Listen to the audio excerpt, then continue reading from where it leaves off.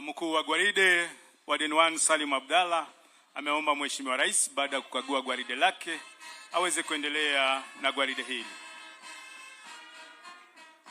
Hivi sasa itakuwa zamu ya kupeana zawadi kwa askari hawa wenye wamefaulu katika mashindano mbalimbali.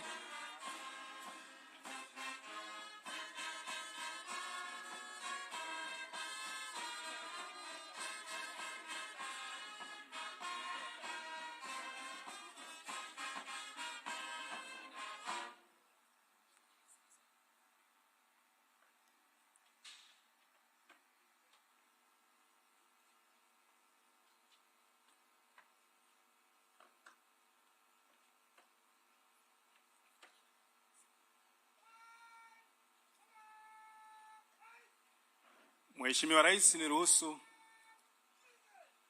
niite mwenzangu wa zamu Senior Warden Edward Mburu aendelee na sherehe hiyo ya kupeana zawadi.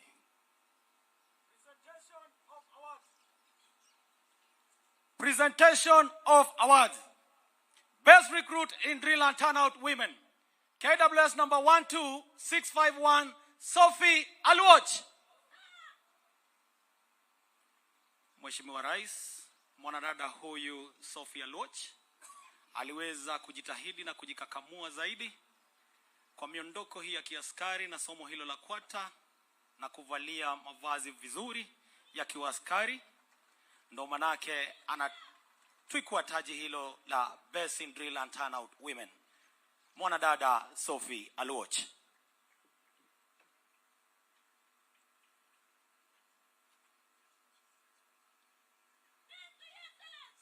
Makofi kwake Sophie Aluoch. Best recruit in drill and turnout men.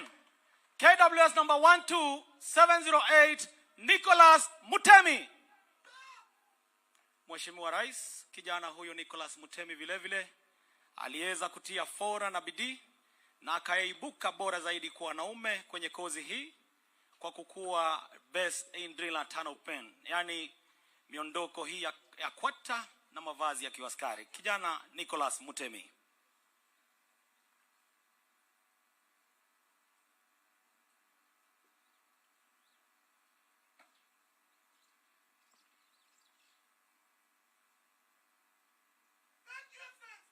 Makofi kwake Nicholas Mutemi. Best recruit in academics. KWS number 13242 Akram Sadiq.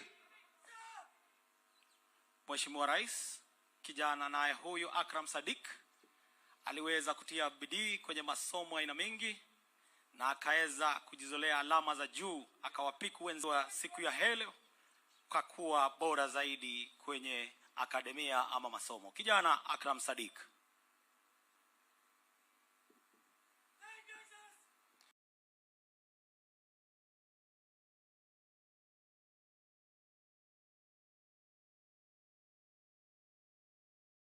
Makofi kwake kijana Akram Sadiq.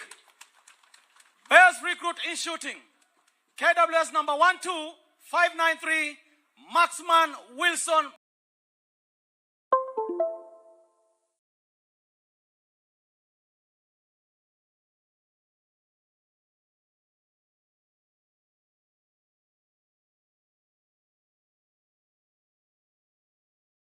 Morioki. Mheshimiwa Rais, kijana huyu Wilson Morioki kwenye ulingo ulengaji shabaha alionyesha ukakamavu na akaweza kujizolea alama takriban 49 kwa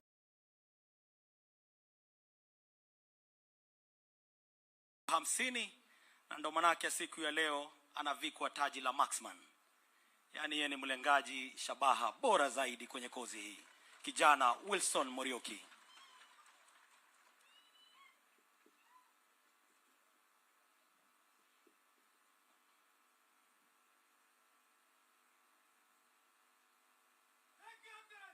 Makofi kwake marksman Wilson Morioki. Squad 9 represent 44 Sergeant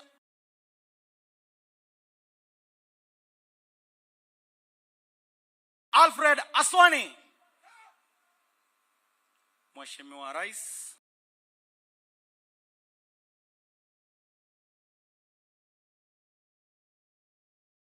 sajini huyu ambaye ni Alfred Aswani akiwa na wakufunzi wenzake waliweza kuongoza kikundi chao Squad 9 kati ya vikundi 27 na wakawapiku wenzao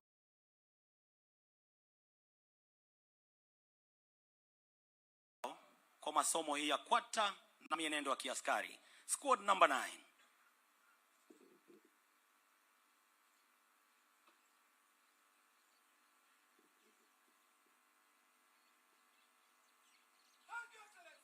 Makofi kwa Squad 9.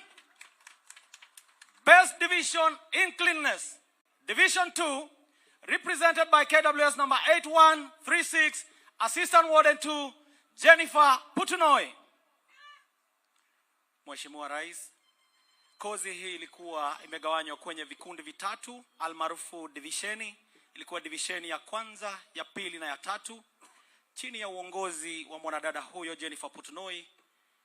Divisheni number 2 iliweza kuoneshana usafi wa hali ya juu na ndio manake wanavikwa taji hilo la Best Division in Cleanliness the year 2024. Division number 2.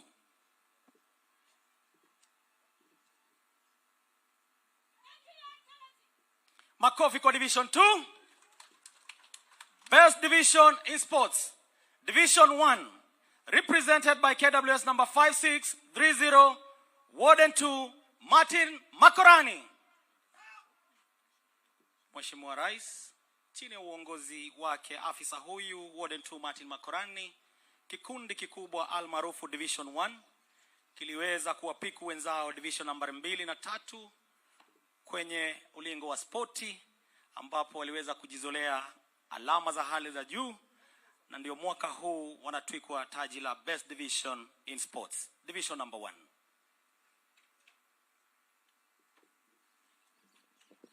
Makofi kwa Division 1.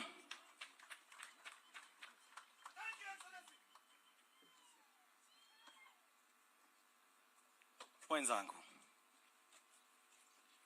Asante sana mwenzangu wa zamu. Tumpe makofi Mheshimiwa Rais kwa sherehe hiyo.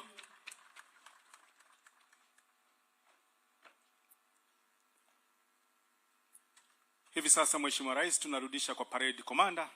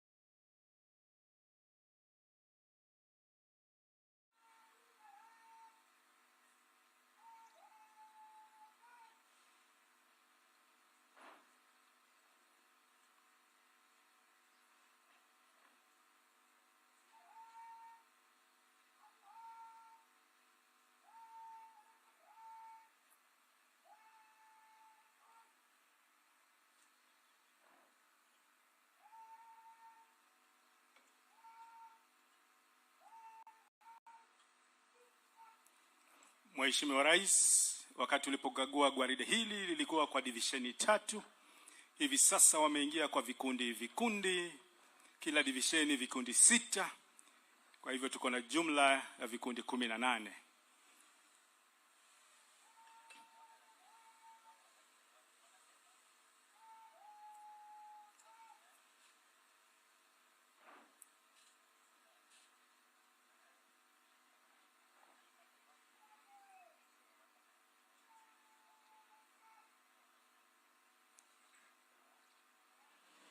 Vikundi hivi Mheshimiwa Rais vitapita mbele yako kwa mwendo wa aste aste, yani slow march. Halafu baadaye watabadilisha mwendo na kuongeza kasi kurudi tena kwa jukwaa kukuletea salamu.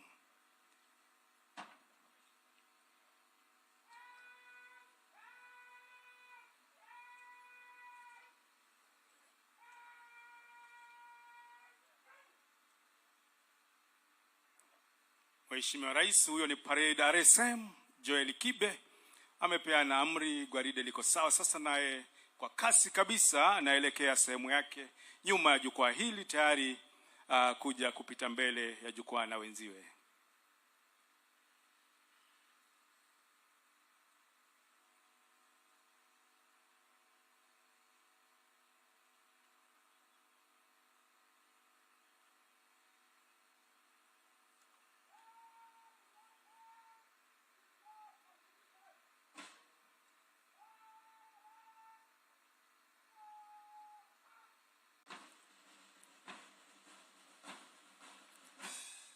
Bila shaka mwendo ni wa aste aste, mwendo wa kinyonga, mwendo wa kishua.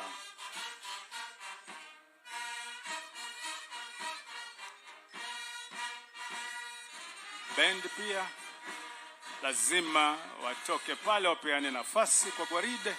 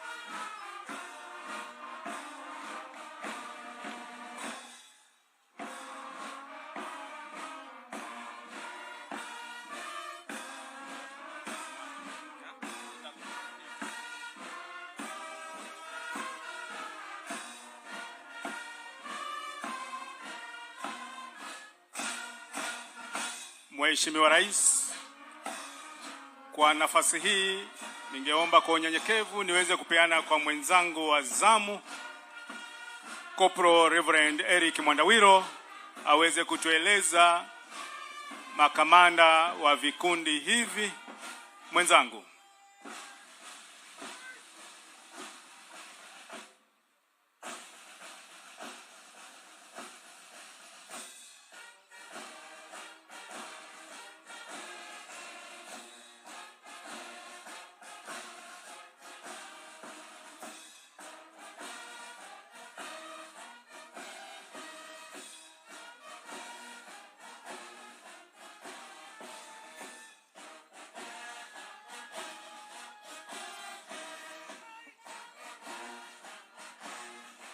Mheshimiwa Rais, anayeongoza gwaride hili siku hii ya leo ni kamanda wa gwaride hili Warden 1 Salim Abdalla, akisaidiwa na naibu wa kamanda wa gwaride hili Warden 2 Martin Makorani.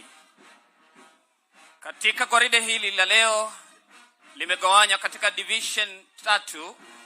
Anayeongoza division ya kwanza ni Assistant Warden 1 Benjamin Muli. Mheshimiwa Rais, kikundi cha kwanza kinachopita mbele ya jukwaa yako kinaongozwa naye Assistant Warden 2 kamanda wa kikundi hiko Swaleh Abdurrahman, Sergeant Geoffrey Korir akifunga nyuma. Mheshimiwa Rais, kikundi cha pili kinaongozwa naye Assistant Warden 2 Mohamed Kamau, Sergeant Kenneth Mwangi akifunga nyuma.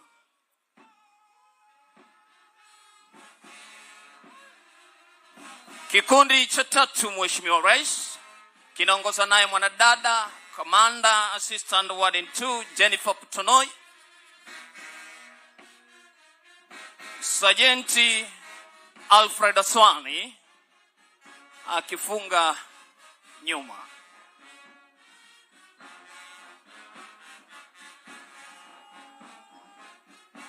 Mheshimiwa Rais, kinachopita mbele yako kwa sasa ni kikundi cha 4 kinachoongozwa na Commander Assistant Warden 2 Sidney Tuma, Sergeant Muhammad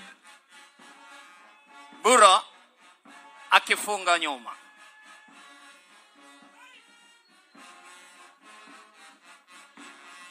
Mheshimiwa Rais, kikundi cha 5 kinachopita mbele yako kwa sasa kinaongozwa naye Commander Assistant Warden 2 Rodney Kimtai, Sergeant Tusero Kantai akifunga nyuma.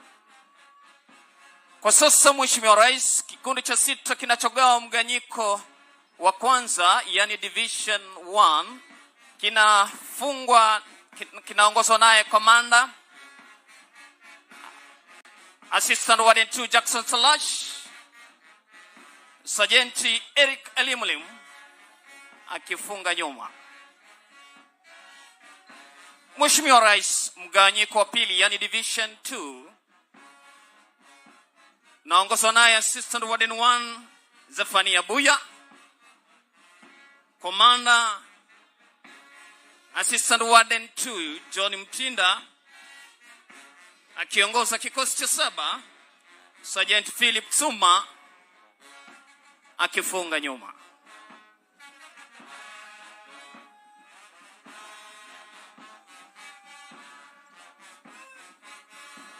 Kikundi cha 8, Mheshimiwa Rais, kinaongozwa naye mwanadada Commander Assistant Warden 2 Pamela Raginya,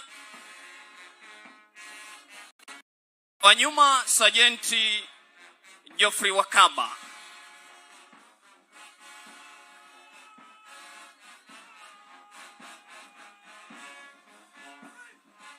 Mheshimiwa Rais, kinachopita mbele yako kwa sasa ni kikundi cha 9 kinachoongozwa na Commander Assistant Warden 3 Michael Karidhi, Sergeant Ambrose Nyagoa akifunga nyuma.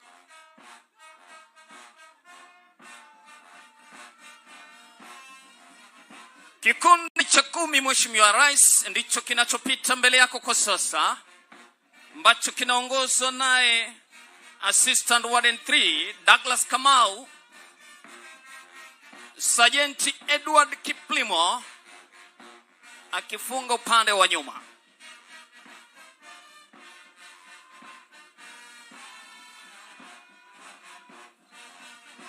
Mheshimiwa Rais, kikundi cha 11 kinaongozwa naye Assistant Warden 3 Sami Omnyin,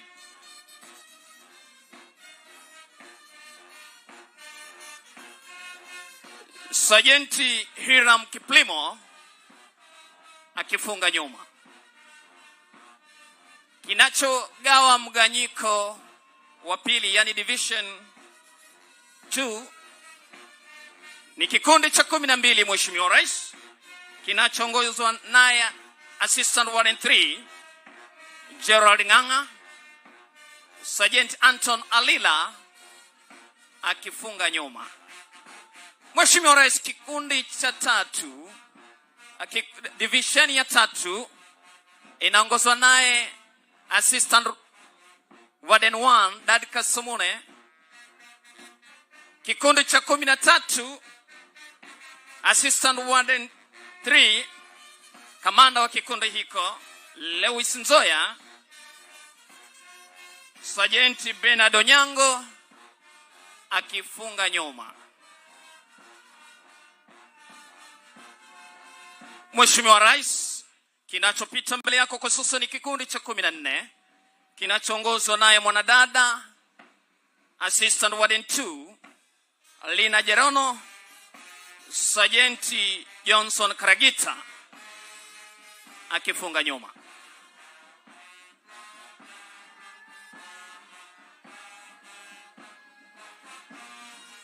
Mheshimiwa Rais, kwa sasa kinachopita mbele yako ni kikundi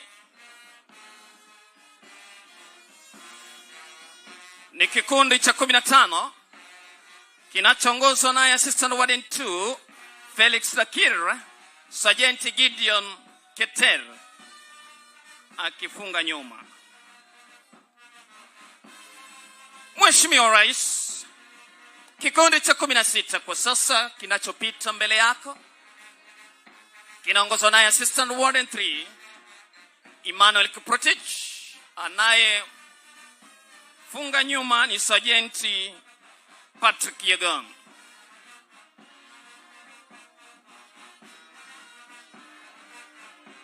Mheshimiwa Rais, kwa sasa kinachopita mbele yako ni kikundi cha 17 kinachoongozwa naye Assistant Warden 3 Muli Arero, Sergeant Josephat Mridhi akifunga nyuma. Kikundi cha mwisho, Mheshimiwa Rais, ni kikundi cha 18 kinachofunga msururu wa vikundi katika gwaride hili ambacho kinaongozwa naye Assistant Warden 3 Onesimus Daudi, Sergeant Robert Mahiva akifunga nyuma. Anayefuata Sergeant ni RCM Joel Kibe, naye Parade Adjutant Assistant Warden 1 Sebastian Kalama akimfuata. Asante sana mwenzangu wa zamu Corporal Reverend Mwandawiro. Asante Mheshimiwa Rais.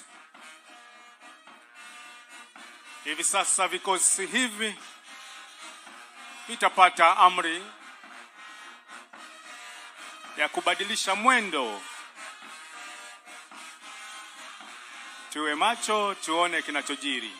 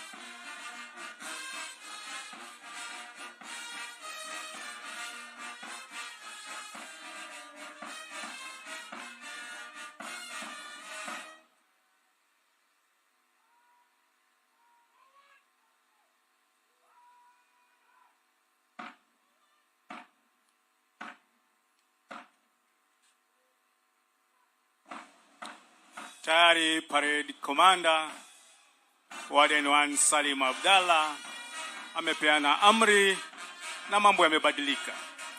Kama wanavyo Mheshimiwa Rais na wageni waalikwa, sasa mwendo ni wa kasi.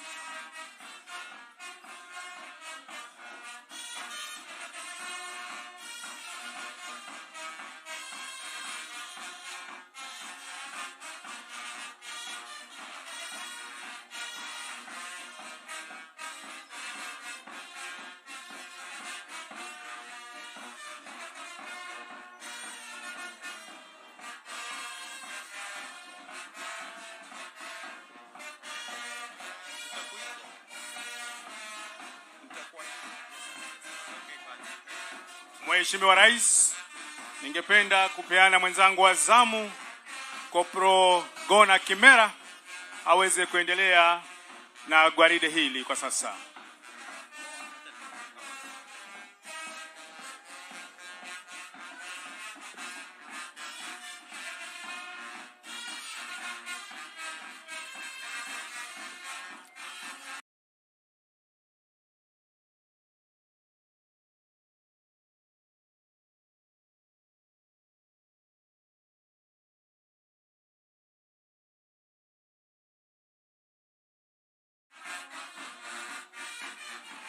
Mheshimiwa Rais, basi kwa mara nyingine tena wakiwa kwa mwendo wa kasi, mbele kabisa akiwa ni kamanda wa gwaride Warden 1 Salim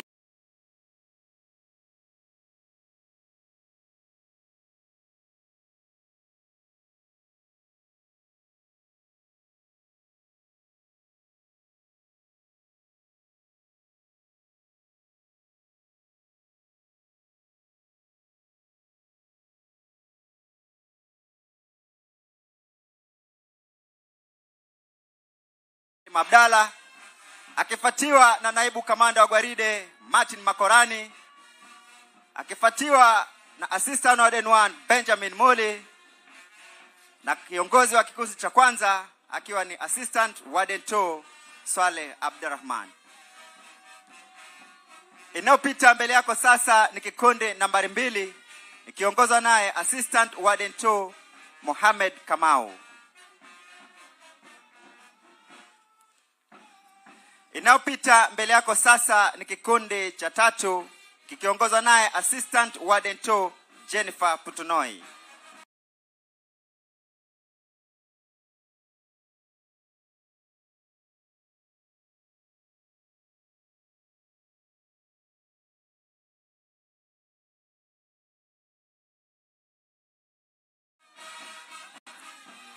Mheshimiwa Rais, inayopita mbele yako sasa ni kikundi nambari 4 kikiongozwa naye assistant warden 2 Sydney Tsuma. Mheshimiwa Rais, inayopita mbele yako sasa ni kikundi cha 5 kikiongozwa naye assistant warden 2 Rodney Kimutai.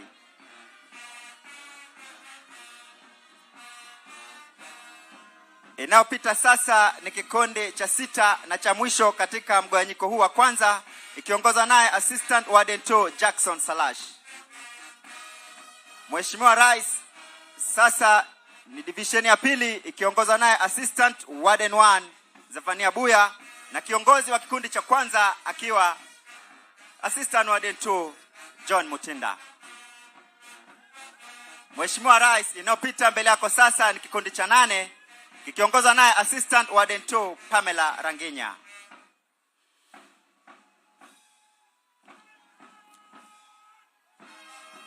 Mheshimiwa Rais, inayopita sasa ni kikundi cha 9 kikiongozwa naye assistant warden 3 Michael Karidhi.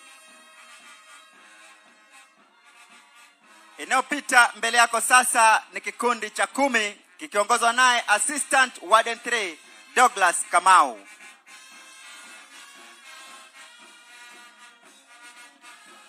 Inayopita mbele yako sasa Mheshimiwa Rais ni kikundi cha 11 kikiwa chini ya uongozi wa assistant warden 3 Sami Omunyeni. Inayopita mbele yako sasa ni kikundi cha 12 kikiongozwa naye assistant warden 3 Gerald Nganga. Wanafuatwa na mgawanyiko mkuu wa 3 ukiwa chini yake Commander Assistant Warden 1 Dida Kasomune na kiongozi wa kikundi cha 13 akiwa ni Assistant Warden 3 Lewis Nzoya.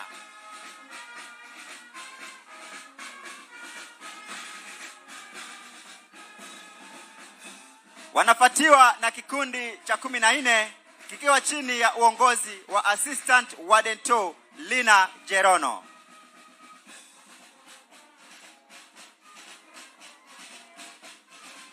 Wanapatiwa na kikundi nambari 15 kikiwa chini ya uongozi wa Assistant Warden 3 Felix Dekir. Inayopita mbele yako sasa Mheshimiwa Rais ni kikundi nambari 16 kikiwa chini ya uongozi wa Assistant Warden 3 Emmanuel Kiprotich. Wanapatiwa na kikundi nambari 17 kikiwa chini ya uongozi wa Assistant Warden 3 Molu Arero. Na inayotufungia tamati ni kikundi nambari 18 kikiwa chini ya uongozi wa Assistant Warden 3 Onesmus Daudi. Naam, anayetufungia gwaride kwa mwendo wa kasi akiwa ni Parade RSM Joel Kibe na Assistant Warden 1 Parade Adjutant Sebastian Kalama.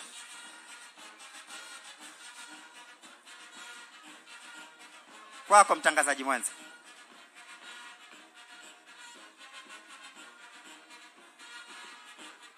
Asante mwenzangu wa zamu. Asante Mheshimiwa Rais kutoka kwa gwaride letu liliong'aa.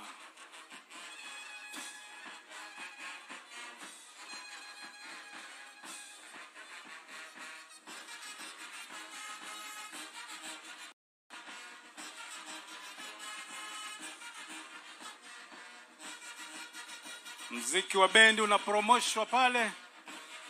Mwenye kuongoza Director of Music Senior Warden David Loli Ekal.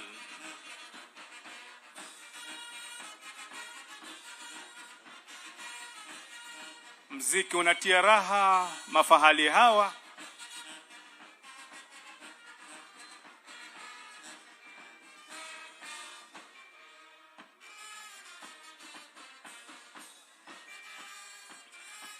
Hivi punde Mheshimiwa Rais nitapeana nafasi kwa kamanda wa gwaride.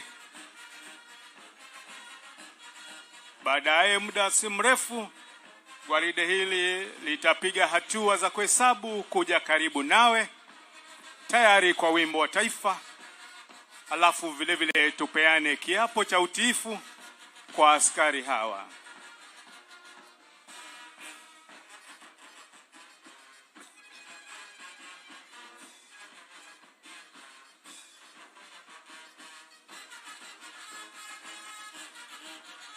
Vikosi sasa vinarudi kwa divisheni zile za awali 3.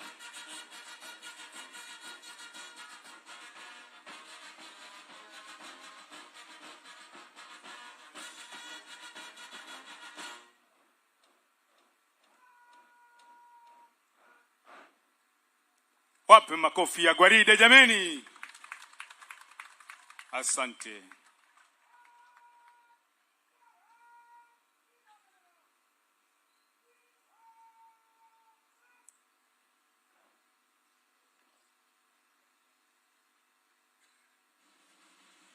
Wanajiweka sawa.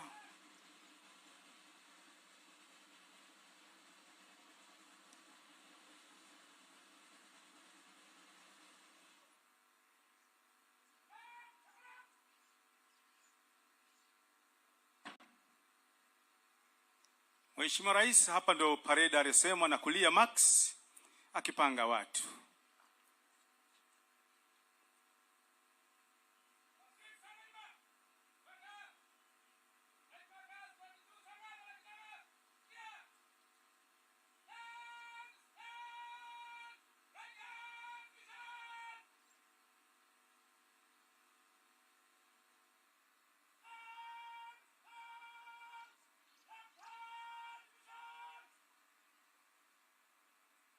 Shingo inakatwa, ungedhani kuna stima mahali.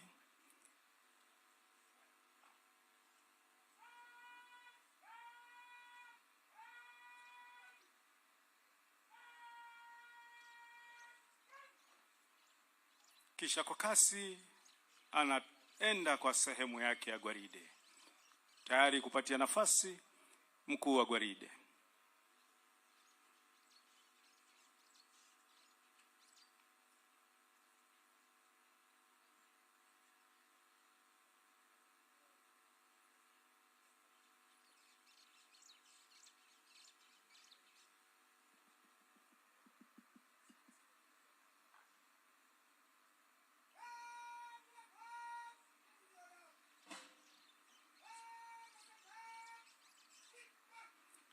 Tusimame kwa wimbo wa taifa.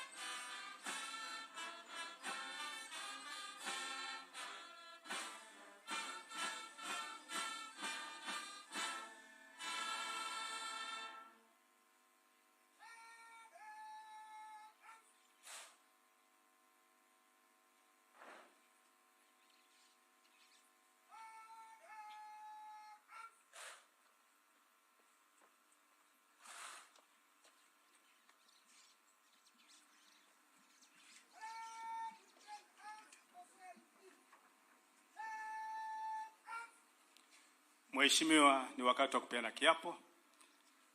Benta Musima atafanya hivyo. Kiapo cha utiifu. Mimi ninaapa kwa jina la Mwenyezi Mungu ya kwamba nitakuwa mwaminifu na mtumishi wa haki kwa katiba na rais wa Jamhuri ya Kenya wakati wote wa utumishi wangu katika kikosi cha huduma cha wanyama wa pori. Nitatimiza wajibu wangu kama askari wa kikosi cha huduma kwa wanyama wa pori wa kulinda na kuhifadhi wanyama wa pori na kuzuia uvunjaji wa sheria. Nitatia sheria na amri zote nitakazopewa ambazo zinatumika sasa na zitakazofuata baadaye zinazohusu kazi yangu katika kikosi cha huduma kwa wanyama wa pori. Nitafaza kazi zangu zote za askari wa kikosi hiki kwa mujibu wa sheria iliyowekwa, bila uoga, mapendeleo, shauku au nia mbaya. Ewe Mwenyezi Mungu nisaidie.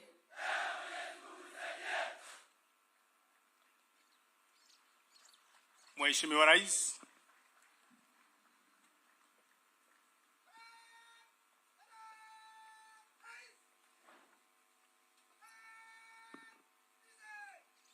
Rais mwenye kupeana kiapo hiki alikuwa ni Benta Musima, Advocate, Commission of Oath and Notary Public. Vile vile ni Corporation Secretary na Head of Legal Services KWS.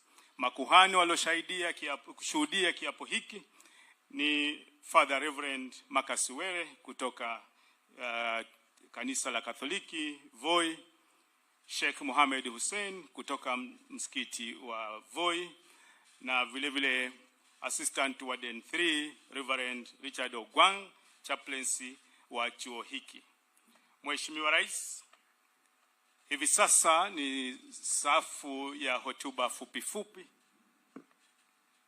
Mheshimiwa Daktari William Samoei Ruto, Rais wa Jamhuri ya Kenya na Amiri Jeshi Mkuu wa majeshi yetu ya ulinzi, Waziri wa Utalii na Wanyamapori Bi Rebecca Miano na mawaziri wengine ulioandamana nao siku ya leo, Gavana wa kaunti ya Taita Taveta Mheshimiwa Andrew Mwadime, Katibu wa Kitaifa Idara ya Wanyama Pori Bi Sylvia Museya na makatibu wengine walioandamana nao, mbunge wa eneo bunge la Voi Mheshimiwa Chome na wabunge wengine wengi ikiwemo kinara wa wengi bungeni bunge la kitaifa Mheshimiwa Junet Mohamed, mwenyekiti ya halmashauri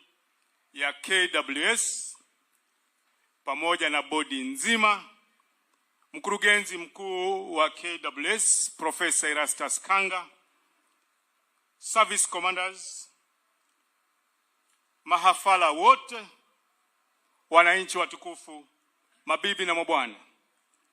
Mheshimiwa Rais, naomba kwa unyenyekevu uniruhusu kwa sasa niweze kualika Commandant KWS Law Enforcement Academy, Deputy Director George Osuri aendeleze ratiba kutoka sasa. Asante.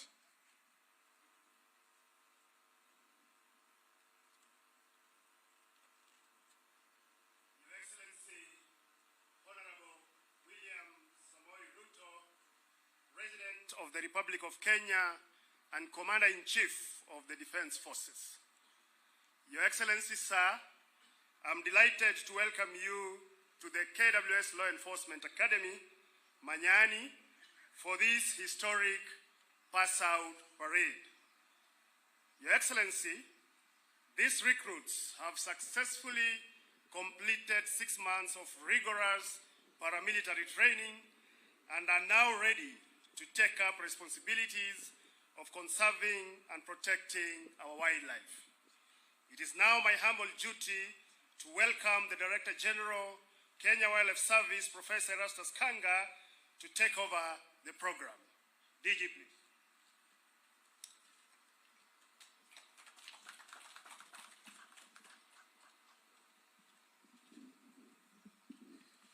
Your Excellency, Honorable William Samoei Ruto, President of the Republic of Kenya and Commander-in-Chief of our Armed Forces. Excellency, sir, allow me to ride on the protocols already established. Your Excellency, sir, it gives me immense honor to welcome you to the Kenya Wildlife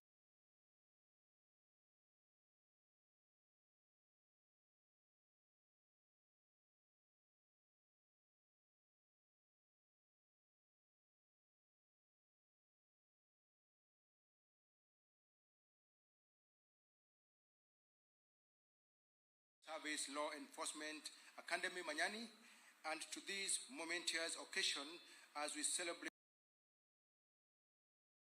the passing out of our newly trained Rangers. Your Excellency, before you stand a historic cohort of 1,274 new Rangers drawn from all the 47 counties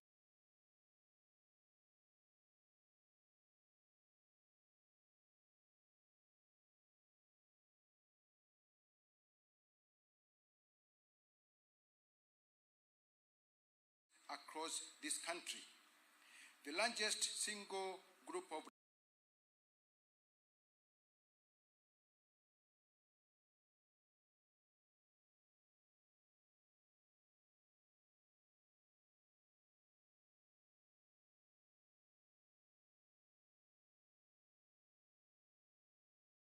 Rangers to be recruited in the 35 years history of the Kenya Wildlife Service.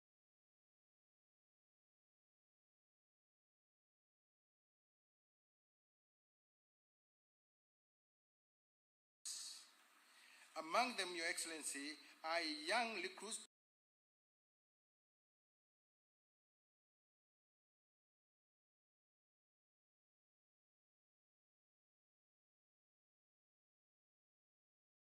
who are just 18, 19, and 20 years old.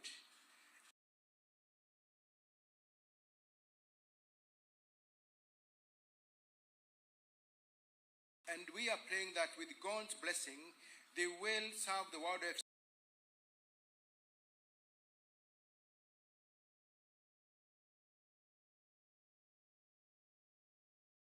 sector and landscapes for the next 40 and 42 years.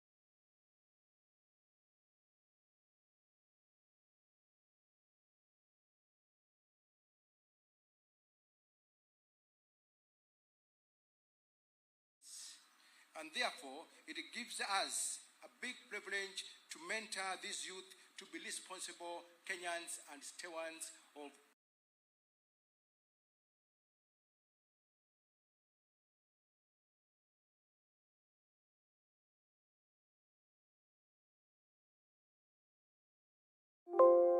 wildlife conservation over the next 40 years by the time they are coming to retirement. Your Excellency, sir, as I conclude, our wildlife service and resolutely committed to advancing Kenya's wildlife conservation agenda. Excellency, our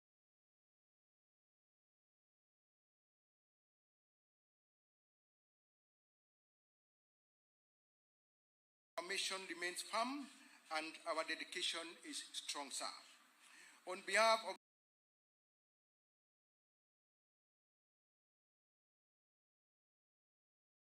the entire Kenya Wildlife Service family, I express our sincere appreciation for your visionary wildlife conservation and protection intervention, whose impact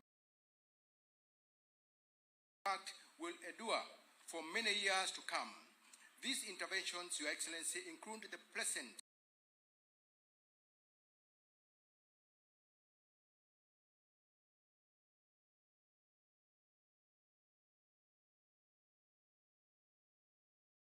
recruitment of the rangers ahead of us and the cadets that we shall be admitting in January, and your commitment further to securing more wildlife corridors and dispersal areas.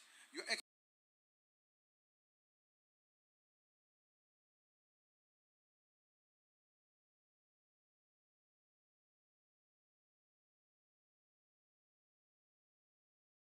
Excellency, with your permission, may I now invite the Cabinet Secretary, Ministry of Tourism and Wildlife, Honorable Miano, to speak and invite you to address the congregation, sir. CS, please.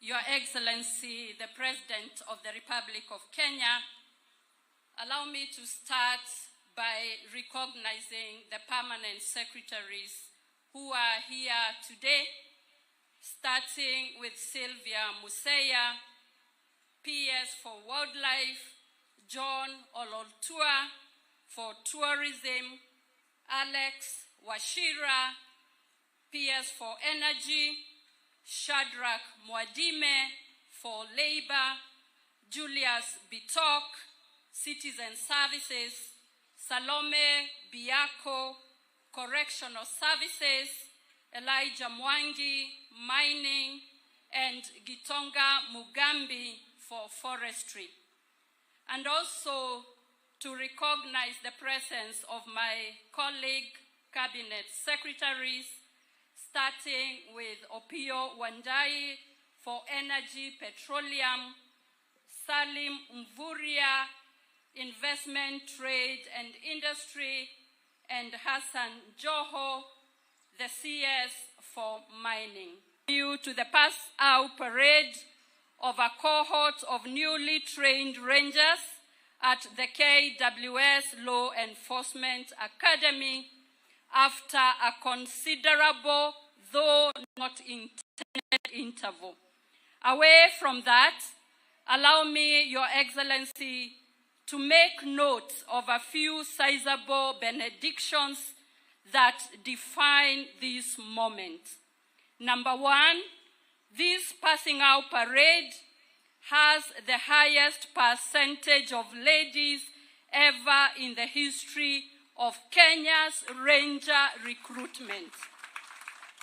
For the record, our aim is to bring on board as many young women to the wildlife conservation space as possible, given that by nature, women are born and wired to nurture and to groom. As fate would have it, at the ministry, we are already aligned to nurture Kenya's conservation efforts from the very top, seeing as it is that my principal secretary and I are ladies, and what a happy coincidence. Your Excellency, number two, the Manyani community and KWS are one happy, inseparable family. This is precisely because as a ministry, through the State Department of Wildlife and KWS, we have decided to work in concert for mutual benefit. Indeed, a majority of the employees in this facility, by way of example, are residents of this area by choice, and so are suppliers of various items needed at this institution. In the last 3 months, since my appointment, I have been here a number of times, and looking back, nothing makes me happier than knowing that this academy is an edifice that locals consider so much part of their ecosystem. Number three, Your Excellency, the KWS Enforcement Academy has what it takes to become the training institute of choice for conservationists based at the county level, the Africa region, and even elsewhere in the world. Our ultimate aim is to make this a premier wildlife conservation training institute, offering what only Kenya as a conservation giant can. To occupy that slot and own it, I encourage this institute to temper its curriculum to factor in such areas of study as climate change, photography, storytelling, and so on. For now, Your Excellency, I unreservedly assure you that we shall work towards coordinating the support extended to us by development partners better in order to ensure that we make the most from what is on offer. Besides, we are keen on making sure that we maintain a healthy balance between what we do for wildlife and how we treat fellow humankind in our conservation efforts. Once again, Your Excellency, we are deeply grateful for your steadfast leadership and commitment to wildlife conservation and economic empowerment, and also to tourism.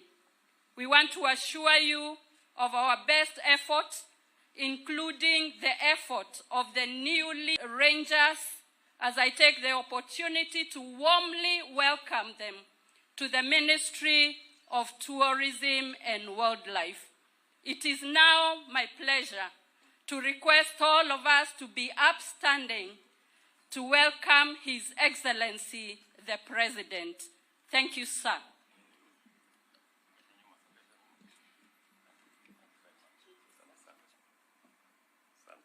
Thank you very much. Please, let's take our seats. Asanteni sana. Excellencies, honorable members,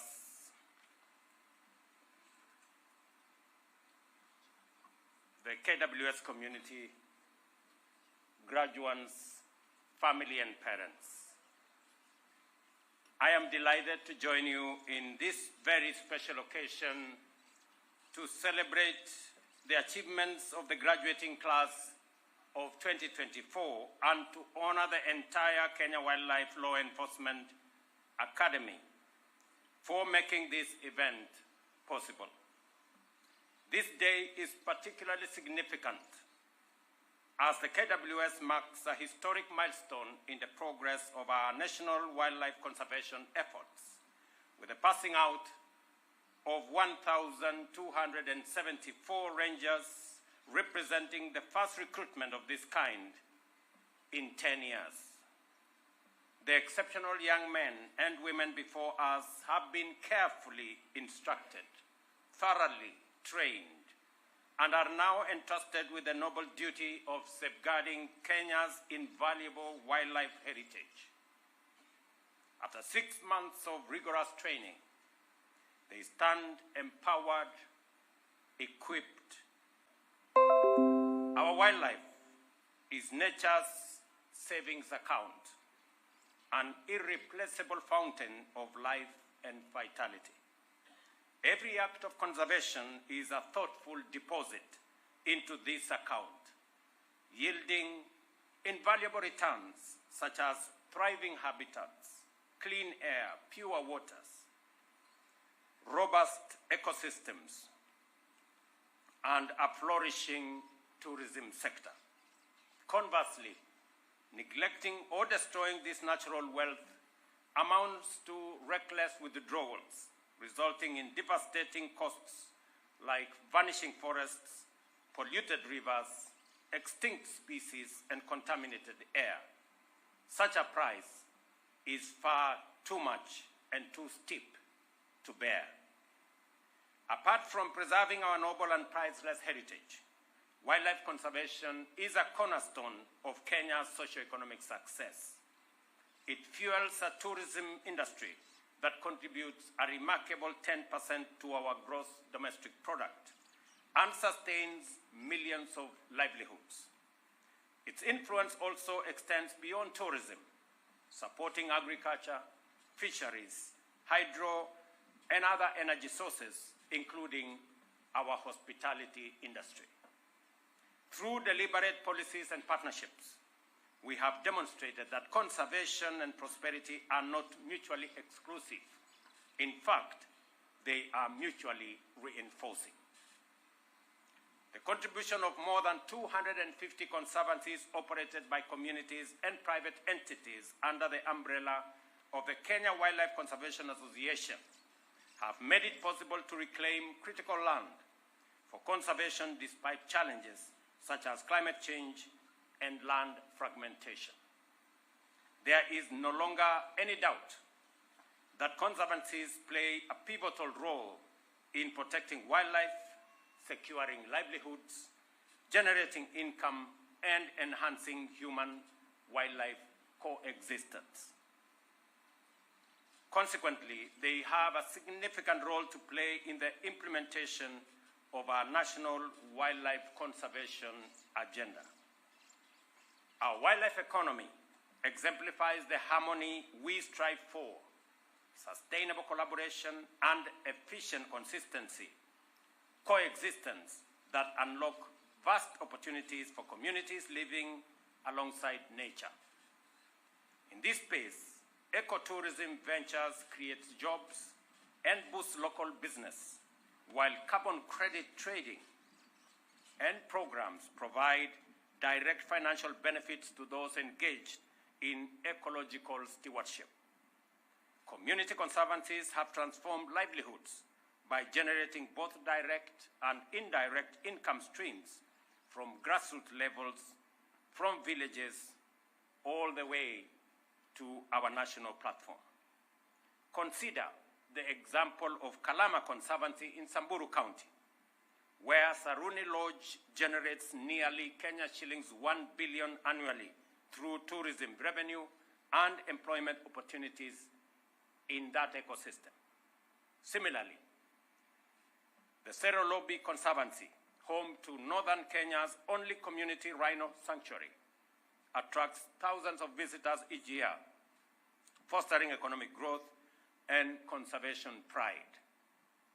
In Taita Taveta County, Kambanga Ranch has implemented predator-proof bomas to harmonize livestock farming with wildlife conservation, reducing losses and fostering coexistence. Likewise, the Chulu Red project, with 65% of its area within Chulu National Park, exemplifies the broader benefits of conservation. Since 2019, it has created 450 jobs, 80% of which are for wildlife rangers, provided daily school meals to 35,000 children across 94 primary schools, and awarded nearly 4,000 scholarships across Rombo, Kuku, and Birikani group ranches in Kajiado County. These examples remind us that wildlife conservation is not just about preservation. It is a dynamic resource that transforms lives, uplifts families, and strengthens communities. By investing in conservation and equitably sharing its benefits, we are building a future where both nature and humanity can thrive together. The Government of Kenya is firmly committed to addressing human-wildlife coexistence and mitigating the climate change impacts that exacerbate conflict. We have invested in projects aimed at providing water for wildlife in protected and conservation areas, mitigating dehydration during droughts, and reducing human-wildlife conflicts caused by animals seeking water in settled areas. For the first time, the Government of Kenya is directly supporting community conservancies with infrastructure projects such as roads and water supplies for communities, livestock, and wildlife. Additionally, I have spearheaded a nationwide fencing program, starting with Lariak Forest in Laikipia County.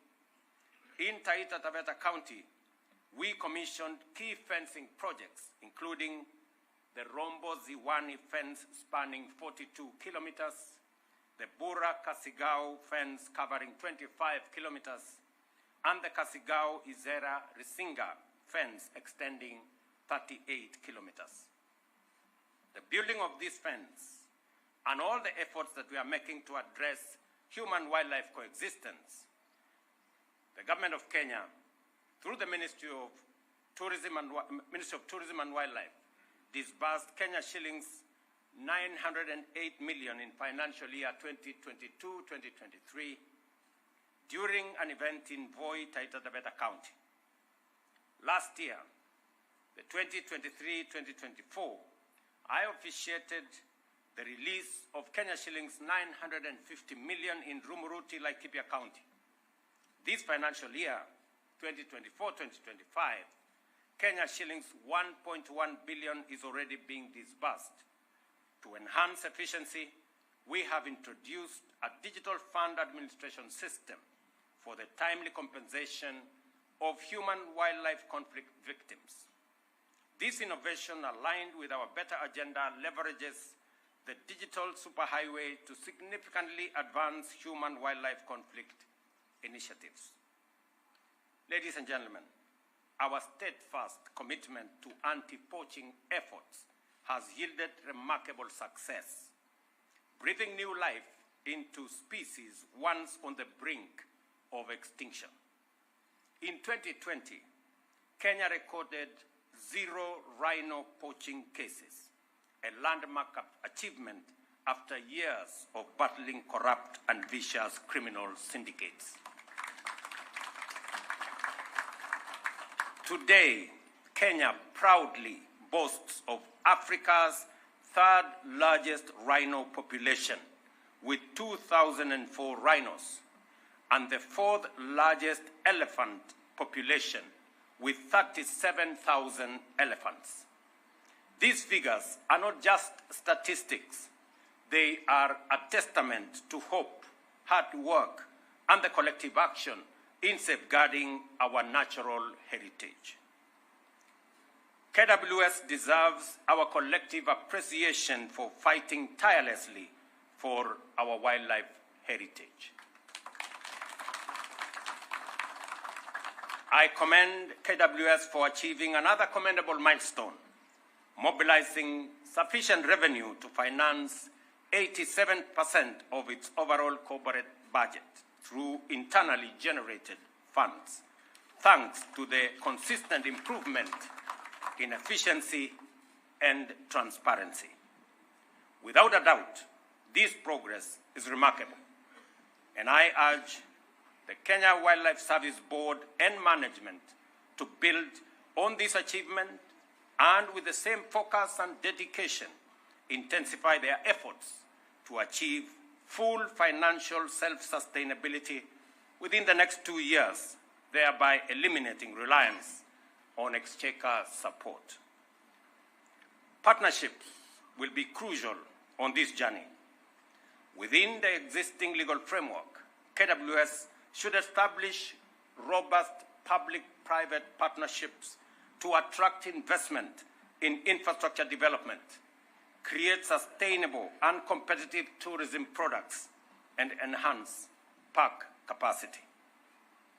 I now take this moment as I speak to the Kenya Wildlife Service, and I have asked the ministry to provide the policy direction on making sure that we unlock the tremendous opportunity that exists in our KWS assets.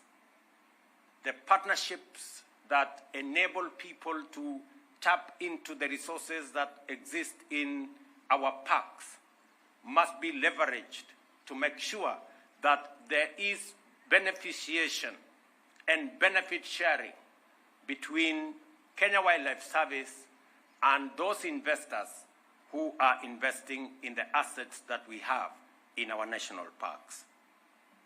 Leases must be reviewed, and I'm very happy that there is progress in making sure that the leases that have been given to persons operating at the park have been reviewed to reflect the current situation and to make sure that we unlock the tremendous opportunity and financial resources that can accrue to Kenya Wildlife Service so that they can better protect the wildlife assets that we have and that are a heritage to our country and a benefit to the people of Kenya.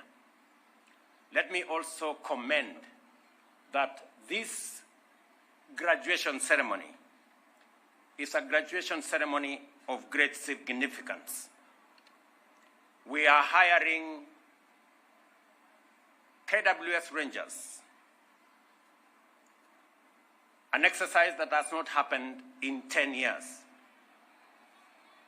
And it is because we recognize the importance of our wildlife and the need for human capital to manage this resource. Number two,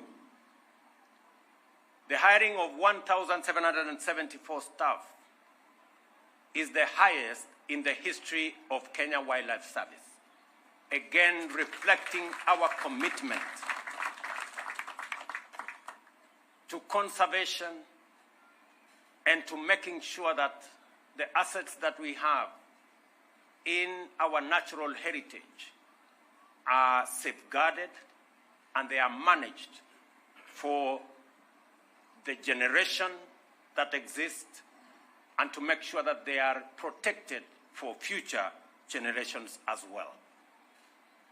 Thirdly, outside here, we have the largest contingent of vehicles that will be used by Kenya Wildlife Service. We have 98 vehicles that will be used by these young men and women to protect our wildlife assets and to manage our conservation spaces. Again, that is a testament to our commitment to building KWS as an institution that is going to support the wildlife sector, and our national parks and game reserves. Allow me now to take this moment to address the 1,774 Rangers graduating today. Always remember,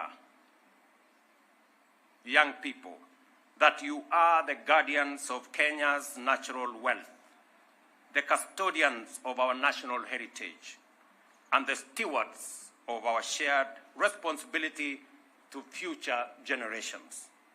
I urge you to carry out your duties with dedication, with courage, and patriotism. As you build your careers marked by heroic achievements, strive to perform bold, imaginative, and transformative deeds that will inspire many in this generation and in the generation to come. Let wisdom guide you that this earth and this nation are not ours alone. They are a cherished legacy passed down from generations past and trusted to us to safeguard for those yet to come. In our time, let us commit to actions that will secure an honorable place in the annals of history. All of us, government, communities, and partners, have a duty to work in dynamic and effective partnership to ensure that Kenya remains a global beacon of excellence in conservation, where people and wildlife flourish side by side, and development benefits all of us. Asanteni sana kwa wazazi waliofika hapa kwa siku ya leo, na wapongeza vijana hawa kwa kazi ambayo watafanya wakitoka katika training hii. Mimi nawauliza nyinyi kama vijana wa taifa letu la Kenya, vile nawauliza vijana wengine wa taifa letu. Tujue ya kwamba taifa hii ni taifa la Kenya ambayo ni mali yetu sisi zote. Nimefurahi sana kuona vijana hawa wamekuwa wakiungana pamoja, wakiungana kwa pamoja kutekeleza wajibu wa muhimu wa taifa letu la Kenya kama wazalendo, wakisimama pamoja kuhakikisha ya kwamba wanyama wetu wa pori, sehemu zetu za national parks na game reserves, kuna sheria na kila mtu na wale wote wanaotutembelea kama watalii wako na usalama wa kutosha, ndio tuweze kutumia rasilimali Mungu ametupatia katika kufaidi sisi tulioko hapa leo na wale watakuja baada yetu. Nyinyi kama vijana wa taifa letu la Kenya, na wauliza, musikubali mtu awashawishi kudharau nchi yenu. Nchi ya Kenya ni nchi yenu na hatuna nchi nyingine. Nchi ya Kenya ni mali yetu na ni haki yetu, na sisi inatulazimu sisi tutetee na kulinda taifa letu la Kenya. Hakuna mtu atapenda taifa hii tusipopenda taifa letu la Kenya. We must, as the people of Kenya, know first and foremost that as patriotic Kenyans, we must stand up for Kenya. We must defend our country. We must never allow negative elements to scorn our country, to demean our country, to spread negative messages about our country. Kenya is first and foremost our home, and we must defend this country together. And I'm asking the young people of our nation to understand that you can never despise your motherland. We must always stand up for Kenya.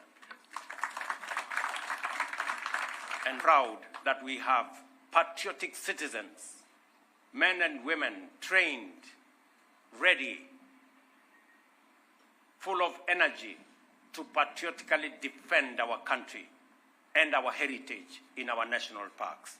You have my support, you have the support of the government of Kenya in making sure that you deliver on your mandate. And we will make every resource, every equipment, and every capability available to you. Discharge your responsibility, defend our heritage, and work for the country that we all love, our nation Kenya. Asanteni sana kwa wazazi wote, mkirudi nyumbani, msalimiane, mpeleke salamu zetu na msaidie hawa vijana katika wajibu ambao wako nao wa kufanya kazi na kuhudumia taifa letu la Kenya. Asanteni sana na Mungu awabariki.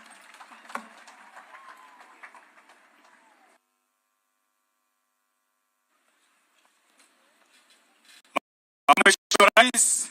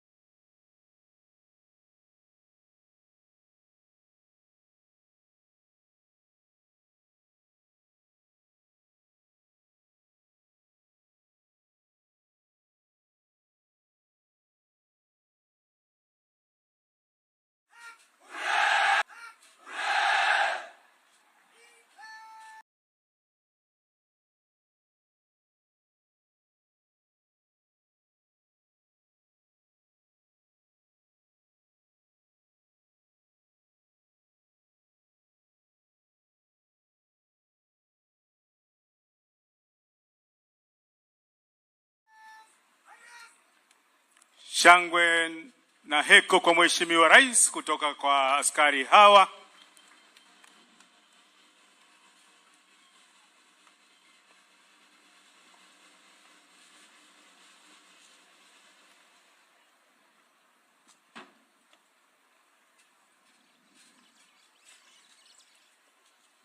Parade Commander anakuja sasa kuomba ruksa ya kutoa